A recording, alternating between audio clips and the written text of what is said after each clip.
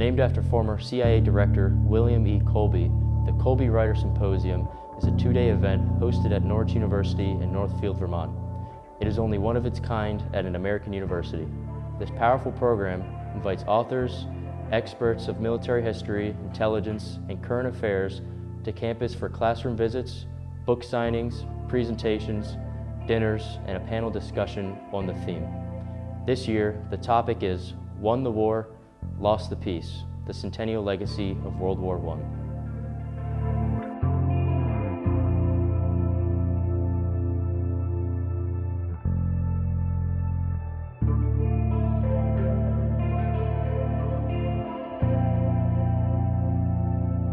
April 2017 is the 100th anniversary of the U.S.'s entry into the First World War.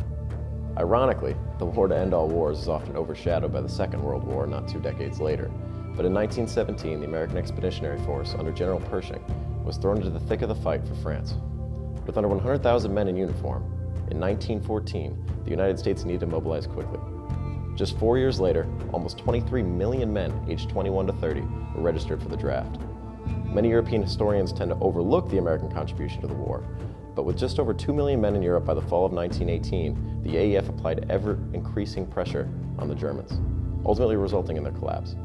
The First World War was the U.S.'s entry onto the world stage as a major power, and therefore it is important that we take the time to study the AEF and American involvement in the First World War.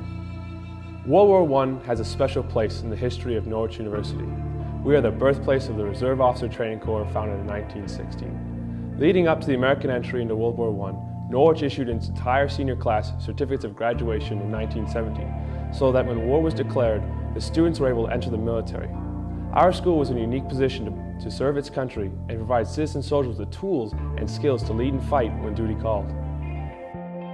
When I think of the Norwich legacy in relation to World War I think about the 116,000 American casualties of the war. I think about the 114 killed in action from Vermont. And even closer to home, I think about the 14 Norwich men who perished during the war, and many more who put their lives on pause to fight tyranny. Norwich impacted the outcome of the war. The famous General John J. Pershing wrote to Charles Plumlee, former president of Norwich University, "It gives me a great deal of pleasure to write these few words of appreciation of the services rendered by Norwich University men in the World War, prepared to fulfill the sacred duty of defending their country's honor through the highly efficient course of instruction in the military science which Norwich provides." They answered the call in 1917 with the patriotism inspired by the achievements of the Norwich men in previous wars. The duties they performed and the manner of their accomplishment added another splendid chapter to the history of their alma mater. Events begin April 12th with various lectures in the multi-purpose room at Kreitzberg Library at Norwich University. All information can be found at colby.norwich.edu.